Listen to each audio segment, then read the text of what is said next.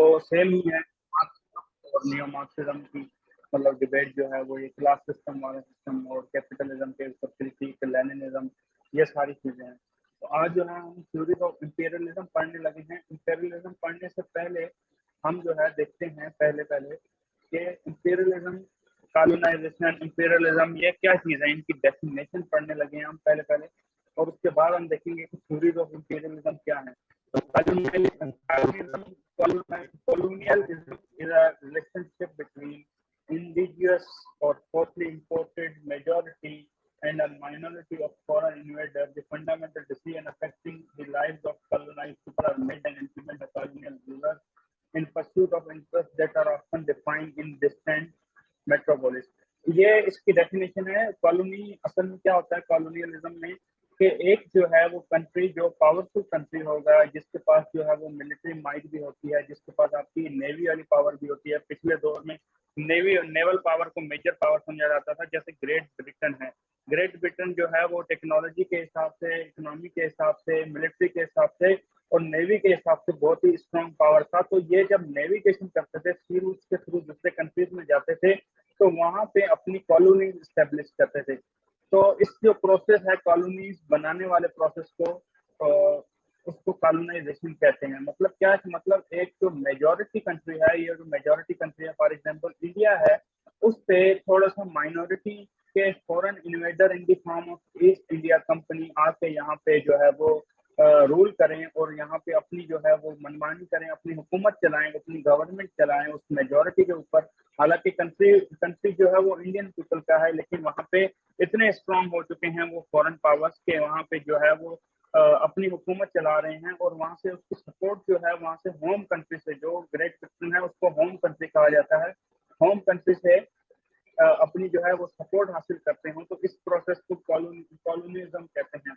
इसमें क्या, इसमें मुख्तलिफ इंटरेस्ट होते हैं, वो कहते हैं कि यहाँ पे हमने कॉलोनी बनाने का मकसद ये है कि हमारी इकोनॉमी जो है उसको जो है स्टेबल करना। फॉर एग्जांपल ग्रेट ब्रिटेन जो है वो दूसरे मुल्कों में कॉलोनीज बनाता था, इंडिया में, दूसरे मुल्कों में, ताकि वहां से जो रॉ मटेरियल है उसको एक्सट्रैक्ट करके ग्रेट ब्रिटेन के पास लाया जाए और वहां से फिनिश प्रोडक्ट को जो है वो मार्केट के फॉर्म में वहां पे उसी कॉलोनीज में बेचा जाए और वहां से रेवेन्यू हासिल किया जाए, सरप्लस प्रोडक्ट हासिल की जाए, सरप्लस जो है वो मनी हासिल की जाए। इकोनॉमी का होता है सेक्टर। उसके अलावा दूसरे क्या सेक्टर होते हैं, दूसरा कि हमने रिलीजन को एक्सपोर्ट करना है, अपने जो रिलीजन है क्रिश्चियनिटी है उसको एक्सपोर्ट करना है। क्रिश्चियन मिशनरीज के फॉर्म में जो है वो रिलीजियस ग्रुप्स होते थे, वो जाते थे दूसरे कंट्रीज में, वहां पे कॉलोनीज जो बनाते थे। तो पहले जो है मुख्तलिफ यूरोपियन कंट्रीज में जो मेन कंट्रीज है, वहाँ पे ग्रेट ब्रिटेन है, वहाँ पर फ्रांस हो गया। फ्रांस की जो खास तौर पे कॉलोनीज हैं वो अफ्रीका वाली साइड पे बहुत ज्यादा मिलेंगी। वहां पे आप अफ्रीका का जब मैप देखते हैं तो उस मैप में आप देखेंगे कि अफ्रीकन जो हॉर्न ऑफ अफ्रीका है, उस मैप में आप देखेंगे कि इक्वली ड्रॉन लाइंस जो है वो हुई होंगी। वो लाइंस जो है उन्होंने मैप पे ड्रा की थी और कॉलोनीज बनाई थी बिटवीन फ्रांस और बिटवीन ग्रेट ब्रिटेन। तो इस चीज की आप डॉक्यूमेंट्री भी जो है वो देख सकते हैं। अल जजीरा की डॉक्यूमेंट्री है कि किस तरह, अल जजीरा की डॉक्यूमेंट्री है लाइंस ऑन द सैंड, ये आपकी यूट्यूब पे मिल जाएगी, लाइंस ऑन द सैंड। ये साइक्स और पिकोट एग्रीमेंट की बात कर रहे हैं। साइक्स और पिकोट एग्रीमेंट ये था कि दोनों कंट्रीज के जब वर्ल्ड वार वन जो है वो खत्म हुई थी, वर्ल्ड वार वन खत्म होने के बाद ऑटोमन एम्पायर जो है वो टूट जाता है। उसके बाद जो अफ्रीकन रीजन और मिडल ईस्ट का रीजन है उसको डिवीजन की जब बात आती है तो फ्रांस और ग्रेट ब्रिटेन के दो रिप्रेजेंटेटिव होते हैं, एक का नाम साइक होता है, एक का नाम पिकोट होता है। वो आपस में जो है वो सीक्रेट मुलाकात करते हैं और वहां पे नक्शा निकालते हैं जो मिडल ईस्ट का रीजन है और जहाँ जहाँ पे ऑटोमन एम्पायर था वहां पे लाइंस बाकायदा ड्रा की जाती हैं कि ये हिस्सा तुम्हारा होगा, ये हिस्सा मेरा होगा। और इस तरह डिवीजन की हुई है मुल्कों की उन्होंने कि वहां पे अरब जो पॉपुलेशन है उसको इस तरह से डिवाइड किया हुआ है कि एक फैमिली इस तरफ आ गई, बॉर्डर के इस साइड पे आ गई, तो दूसरी उसी फैमिली का जो दूसरा हिस्सा है वो बॉर्डर की दूसरी साइड पे आ गया। मतलब वो जो है वो कल्चरल क्लैशेस हो गए उनके दरमियान में। कल्चरल बेसिस को उन्होंने बिल्कुल ही इग्नोर कर दिया और उन्होंने नहीं देखा कि अरब पॉपुलेशन है या क्या कौन सी पॉपुलेशन है। उन्होंने ये चीज इग्नोर करके और अपना जो है लाइन ऑन द सैंड, इसीलिए इस डॉक्यूमेंट्री का नाम है लाइन ऑन द सैंड। तो ये अलजेरिया की डॉक्यूमेंट्री आप देखिएगा किस तरह से जो है ना वो बॉर्डर्स बनाए गए between the people, between the same culture, between the same race, इस तरह बनाए गए और आगे बनाए के बाद जो है होता है ऑटोमन एम्पायर के खत्म होने के बाद, जब ऑटोमन एम्पायर खत्म हो जाता है तो यहाँ पे ये दोनों मिलके आपस में ग्रेट ब्रिटेन और फ्रांस मिलकर कॉलोनी एस्टेब्लिश करते हैं। तो कॉलोनी एस्टेब्लिश कैसे करते हैं? By virtue of force, force के तौर पे कॉलोनी एस्टेब्लिश करते हैं, इन्वेड करते हैं उस इलाके को on the basis of ideology, on the basis of culture, society, politics और इकोनॉमी, इन सारी चीजों पे वो इन्वेजन करते हैं और उनको जो है वो उनको जो है वो डिफरेंशिएट करके अपना जो कल्चर है, अपना जो सोसाइटी की प्रैक्टिस है, अपना जो पॉलिटिकल स्ट्रक्चर है वो एक्सपोर्ट करने की कोशिश करते हैं।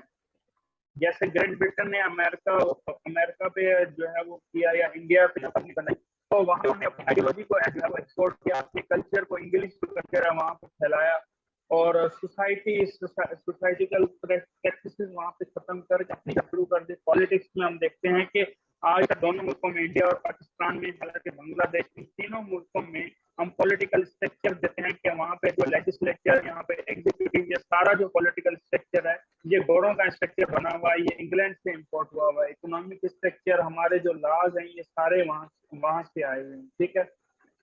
integrate the indigenous forcefully meet economic, political and economic, political and economic, मतलब ये है कि जो पॉलिटिकल और इकोनॉमिक एंड है उसको मीट करने के लिए कॉलोनाइजेशन की जाती है।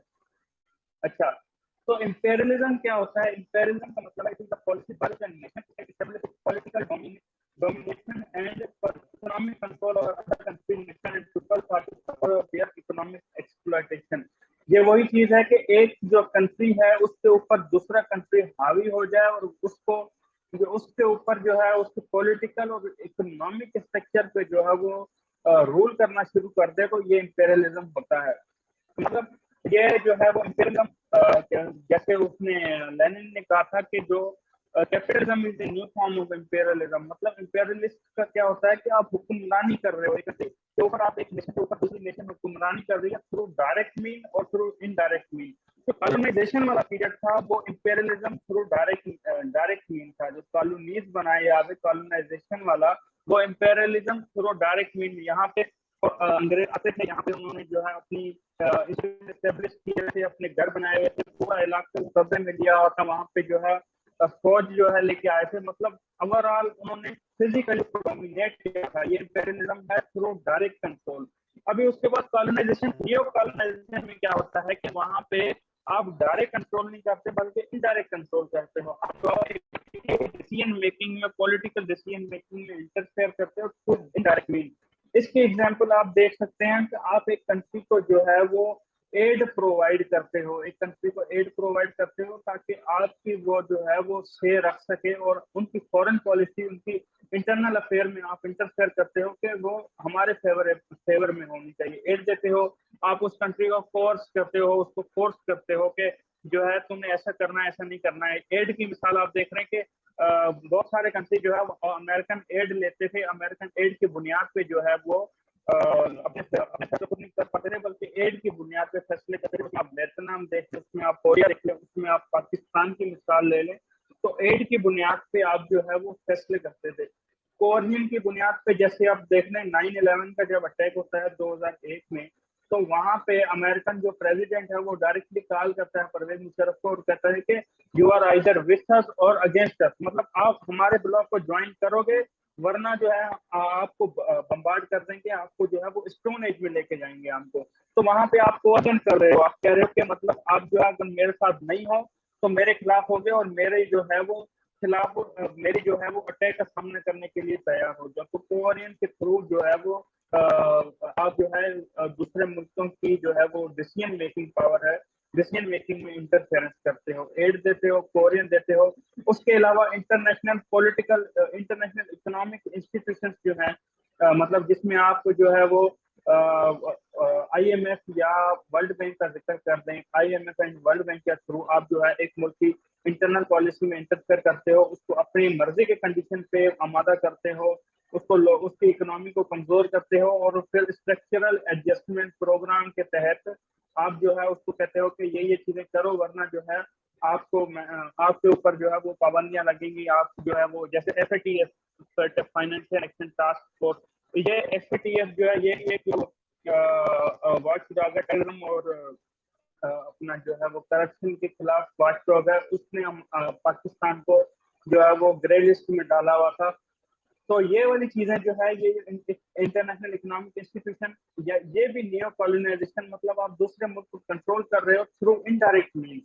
इंपेरियलिज्म में आप क्या करते हो, थ्रू डायरेक्ट मीन आप कम कर जो है वो डायरेक्ट कंट्रोल करते हो, और नियो कॉलोनाइजेशन में आप इनडायरेक्ट कंट्रोल करते हो through other mean, through other institution, through money या थ्रू कोरियन, ये जो है आप कंट्रोल करते हो। अच्छा, तो ये तीन कॉन्सेप्ट हैं, तीन चीजें हैं। कॉलोनाइजेशन, कॉलोनियलिज्म जो है वो डायरेक्ट कंट्रोल का नाम है, जिसमें आपकी इंपेरियलिज्म शामिल हो जाती है, और नियो कॉलोनाइजेशन में जो है वो आप इनडायरेक्टली कंट्रोल करते हो उस चीज को। अच्छा, थ्योरीज ऑफ इंपेरियलिज्म में इसका मतलब है इंपेरियलिज्म क्यों जो है वो इंपेरियलिज्म क्यों जो है वो होती है, क्यों इंपेरियलिज्म जो है वो कामयाब होती है, इसकी जो है मुख्तलिफ थ्योरीज हैं। जो हमने थ्योरीज पढ़ी हैं उनकी ही अपनी एक्सप्लेनेशन है इसके बारे में। उसमें मार्क्सिज्म काजेज बताते हैं इंपेरियलिज्म के, लिबरलिस्ट अलग काजेज बताते हैं, डेवल थ्योरी वो है वो अलग काजेज बताते हैं, मॉर्गन थ्रू जो है वो रियलिस्ट है, वो भी देता है, वो बताता है किस लिए इंपेरियलिज्म होता है, मिशनरी थ्योरी है, रेशियल थ्योरी है। तो मार्क्सिस्ट जो है वो क्या कहते हैं, मार्क्सिस्ट जैसे हमने पढ़ा था कि लेनिन ने जो है वो कैटेगोरिकली कहा था कि capitalism is the new form of imperialism, मतलब कैपिटलिज्म एक फॉर्म है इंपेरियलिज्म। मतलब कैपिटलिज्म का जो इनहेरेंट फ्लॉ है कैपिटलिज्म, उसमें आप क्या करते हो, उस कैपिटलिज्म जो है वो आपको गुलाम बनाने में काम आता है। क्योंकि कैपिटलिज्म वाले क्या करते हैं कि आप प्रोटेक्शन करते जाओ, प्रोटेक्शन करते जाओ। अब प्रोटेक्शन करते जाएं तो एक वक्त ऐसा आएगा कि यहाँ पे जो है वो मार्केट में डिमांड जो है वो खत्म हो जाएगी, लेकिन प्रोडक्ट हमारी फिर भी बचेगी।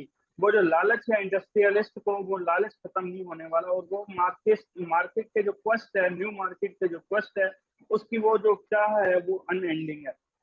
उससे क्या होगा, उससे जो है वो इंडस्ट्रियलिस्ट जो है वो तो ज्यादा पैसे कमा लेगा। वो industrialist in the form of country भी हो सकता है, वो in the form of individual भी हो सकता है। तो थ्योरीज ऑफ इंटरनेशनल रिलेशन में इन द फॉर्म ऑफ जो इंडस्ट्रियलिस्ट कंट्रीज हैं, जो डेवलप्ड वर्ल्ड है, जो जिसको ग्लोबल नॉर्थ नॉर्थ भी कहा जाता है, वो जो डेवलप्ड वर्ल्ड है, ये प्रोटेक्शन अपनी बढ़ाता ही रहेगा, प्रोटेक्शन होती रहेगी इसमें। फिर ये जो है वो मार्केट को ढूंढेंगे। जब वो मार्केट्स को ढूंढेंगे तो मार्केट्स में आप क्या करेंगे, वो जो है अपनी प्रोडक्ट को बेचेंगे दूसरे कंट्रीज को। अभी जो दूसरे कंट्रीज को प्रोडक्ट वो बेच रहे हैं, उनकी परचेजिंग एक कैपेसिटी खत्म भी हो गई है, फिर भी उसको जो है वो उधार देते रहेंगे, उसको जो है वो इंटरेस्ट की बेसिस पे आपको लोन प्रोवाइड करेंगे आपकी प्रोडक्ट, फिर भी उनको कहेंगे नहीं ये प्रोडक्ट रखो। तो इससे क्या होगा, इससे ये इस कंट्री में जो है वो डेप्थ जो है वो ज्यादा से ज्यादा बढ़ता जाएगा। अब ये डेप्थ ज्यादा से ज्यादा बढ़ेगा तो इसकी अपनी जो है वो विल होगी नहीं, सारा कुछ वो इसका मानेगा जो कंट्री प्रोडक्ट बना रहा है, जो डेवलप्ड वर्ल्ड है उसकी सारी सेव बनेगा। तो मार्क्सिस्ट कहते हैं तो यही है कैपिटलिज्म की चीज, कि आप प्रोटेक्शन करते हो दूसरे कंट्री को, डेप्ट ट्रैप में फंसा लेते हो, और डेप्ट ट्रैप के नतीजे में उसकी अपनी जो है विल खत्म हो जाती है, और वो कंट्री उस कंट्री के हिसाब से चलता है जो कंट्री प्रोडक्ट बना रहा है। तो कह रहे कि इस हिसाब से आप जो है वो इंपेरियलिज्म को बनाते हो, आप जो है वो कॉलोनाइजेशन को स्ट्रॉन्ग करते हो। कॉलोनाइजेशन खत्म हो गई थी पहले दौर में, लेकिन अभी तक ये जो इनडायरेक्ट कॉलोनाइजेशन, जिसको नियो कॉलोनाइजेशन कहते हैं, वो अभी तक मौजूद है। ठीक है, मतलब ये अवर प्रोड्यूस करते रहेंगे, न्यू मार्केट ढूंढते रहेंगे, न्यू मार्केट को ढूंढते रहेंगे, और दूसरे मुल्कों को कर्ज देते रहेंगे। कर्जे पिके में वो कर्ज दबा रहेगा, और उसमें क्या होगा, उसमें जो दूसरा कंट्री है उसकी रियल पावर खत्म हो जाएगी, और वो इनडायरेक्टली गुलाम बन जाएगा डेवलप्ड कंट्री का। अच्छा, उसके बाद लिबरल थ्योरी क्या कहती है, लिबरल थ्योरी कहती है कि जो इंपीरियलिज्म है, it is the by product of maladjustment in capital system and its intrinsic desire to expand. मतलब ये कहता है कि ये इन कैपिटलिज्म में तो एक्सपेंशन डिजाइन है, उसके तहत ये इंपीरियलिज्म चलता है। मतलब क्या, मतलब ये कि कैपिटलिज्म चाहता है कि मेरी जो है दूसरे कंट्रीज पे जो है वो से हो और हुकूमत हो। कैपिटलिज्म में ये इनहेरेंट डिजायर है। तो वो क्या करता है कि इसमें इस डिजायर, ये जो डिजायर है लिबरल थ्योरी के मुताबिक, ये डिजायर गलत डिजायर नहीं है, बल्कि ये डिजायर सही डिजायर है। उसमें क्या कहता है कि व्हाइट मैन बर्डन थ्योरी के मुताबिक आप क्या कहते हो कि लिबरल थ्योरी कहती है कि व्हाइट मैन बर्डन थ्योरी के मुताबिक कि जो कैपिटलिज्म है वो वेस्टर्न कॉन्सेप्ट है। कैपिटलिज्म वेस्टर्न कॉन्सेप्ट है और ये गोरों का कॉन्सेप्ट है। उनकी जिम्मेदारी है कि हमने सिविलाइज करना है मासेस को, हमने जो है वो लोगों को सिविलाइज करना है और लोगों को सिखाना है, और इसको अपना जो वेस्टर्न सिस्टम है उसको हमने एक्सपोर्ट करना है। और इस सिस्टम पे एक्सपोर्ट के तहत in the form of export आप देखेंगे कि हम जो है वो अच्छे लोग हैं, बाकी जो है वो अनसिविलाइज पीपल है। तो जो अच्छे लोग हैं उनका जो रुतबा है वो ऊपर है, तो मतलब जो उनको जो है वो हक हासिल है कि हम जो है वो रूल करें। ये in the form of manifest destiny, जो अमेरिकन मैनिफेस्ट डेस्टिनी का कॉन्सेप्ट है।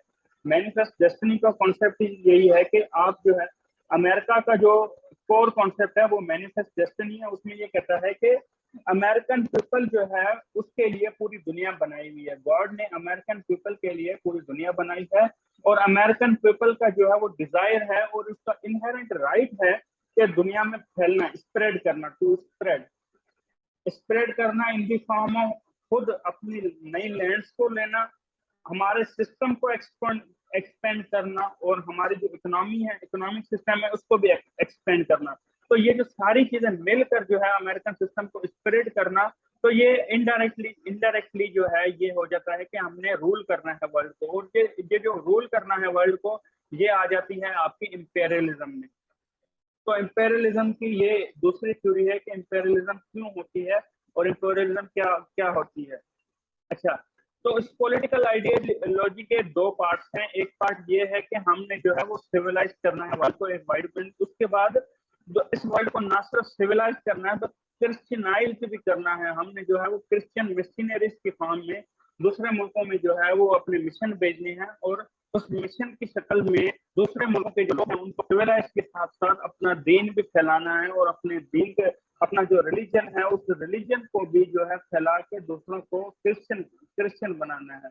अच्छा, उसके अलावा दूसरी इंपेरियलिज्म की थ्योरी क्या है, दूसरी है डेविल थ्योरी। अच्छा, ये डेविल थ्योरी जो है वो मतलब जो है एक कंस्पिरेसी थ्योरी है, मतलब इसकी एक वेटेज नहीं है। वो क्या कहते हैं कि कुछ शैतानी फोर्सेस, शैतानी फोर्सेस जो हैं वो जो है कंट्रीज को वार की तरफ ले जाती हैं, और जो वार है वो उसके बाद क्या होता है, उसके बाद इंपेरियलिज्म जो है वो स्टेब्लिश हो जाता है, एक इंपेरियल पावर बनना शुरू हो जाते हैं। तो वो कहते हैं कि शैतानी फोर्सेस जो है वो कंट्री को वार की तरफ लेके जाती हैं, और वार जो है वो इंपेरियलिज्म की बुनियाद रखते हैं।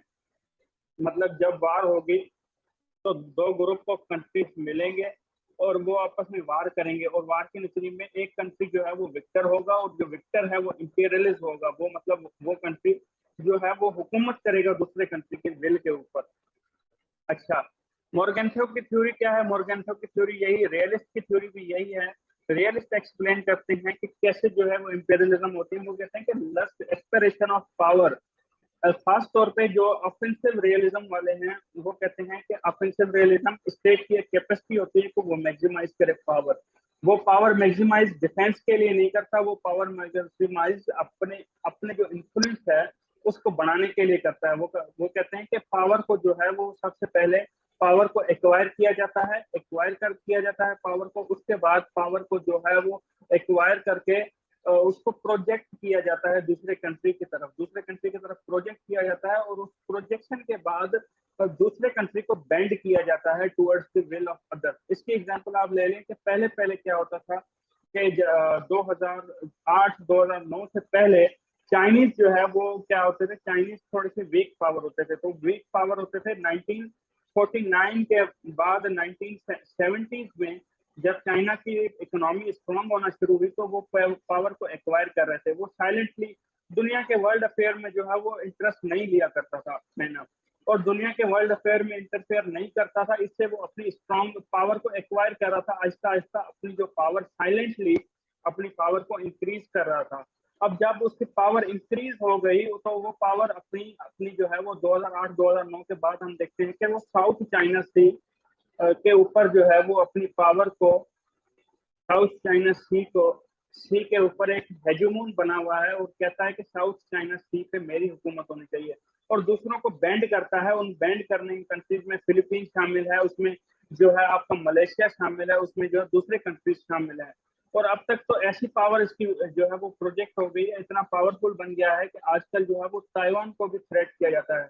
ताइवान एक जो है वो चाइना का हिस्सा ही है इंटरनेशनली, इसको यूनाइटेड नेशन चाइना जो ताइवान है उसको चाइना का एक हिस्सा मानते हैं, लेकिन ताइवानी गवर्नमेंट जो है वो कहती है कि हम अलग कंट्री हैं। लेकिन इंटरनेशनली ताइवान को रिकग्निशन नहीं मिलती, क्योंकि चाइना इतना पावरफुल है कि ये जो दूसरा चाइना है जिसको ताइवान कहा जाता है, इस दूसरे चाइना को रिकॉग्नाइज करने देता ही नहीं है। आजकल इसी चीज पे जो है वो बार बार क्लैशेस भी चल रहे हैं। आजकल का करंट अफेयर अगर आप पढ़ेंगे तो उसमें चाइना और ताइवान का जो है वो इशू बहुत ज्यादा चल रहा है। उसमें क्या है, चाइना वर्सेस ताइवान चल रहा है, और ताइवान जो अमेरिका जो है वो ताइवान को सपोर्ट करता है, बार बार उसके उसके जो है वो हक में बयान देता है। और लेकिन चाइना जो बार बार कहता है कि हम जो है वो वन चाइना पॉलिसी को जो है वो अडॉप्ट करते हैं, और दुनिया सारी वन चाइना पॉलिसी को मानती है। मतलब ताइवान जो है वो इंटीग्रल पार्ट है चाइना का।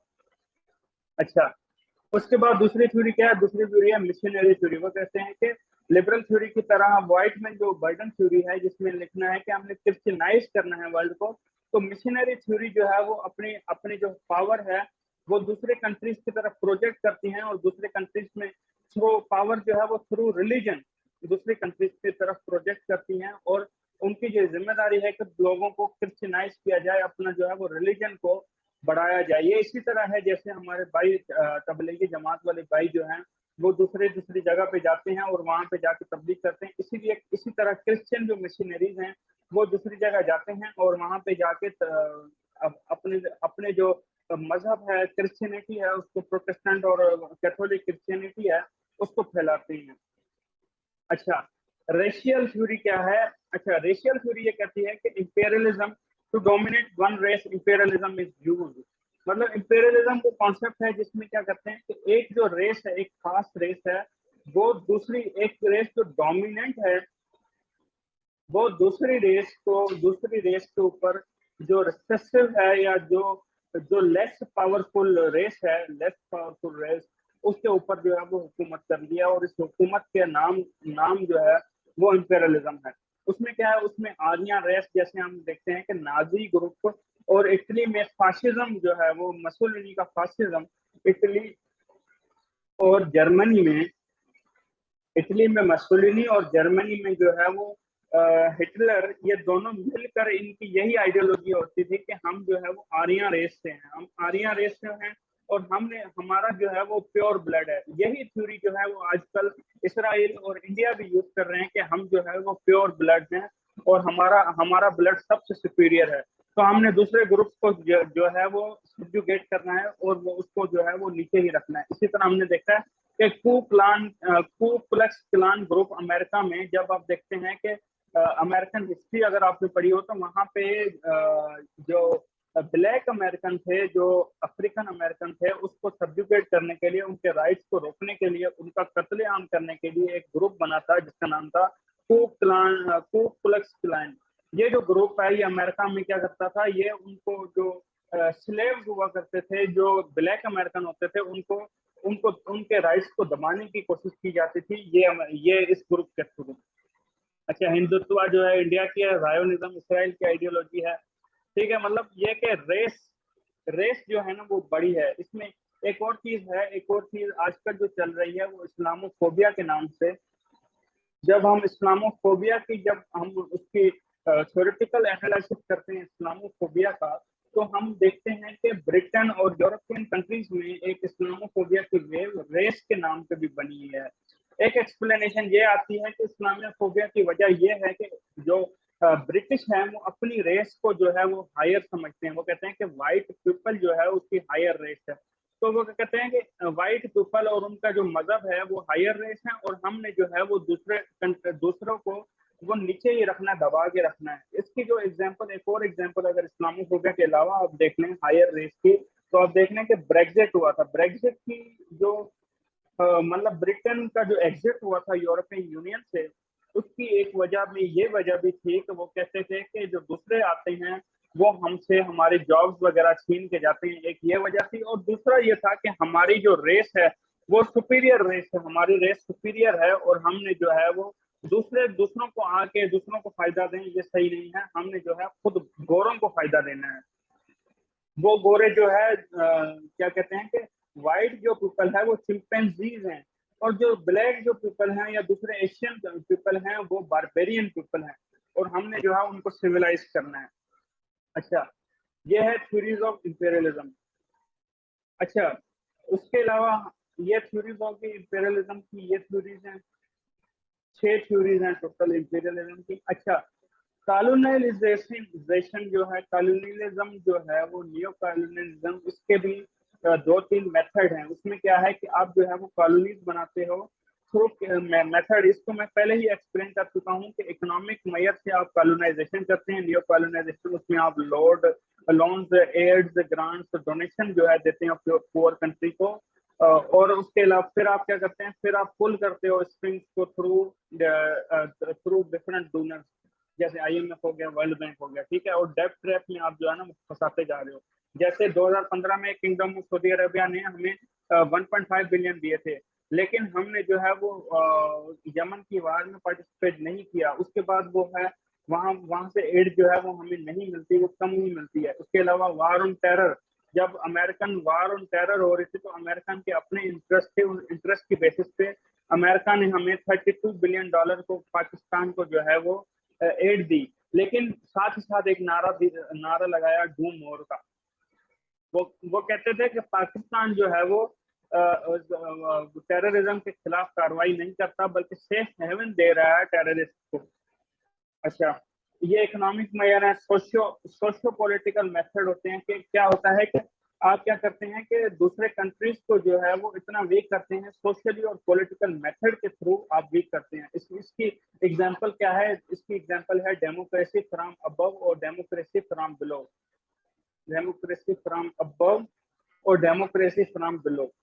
अच्छा, ये क्या होता है?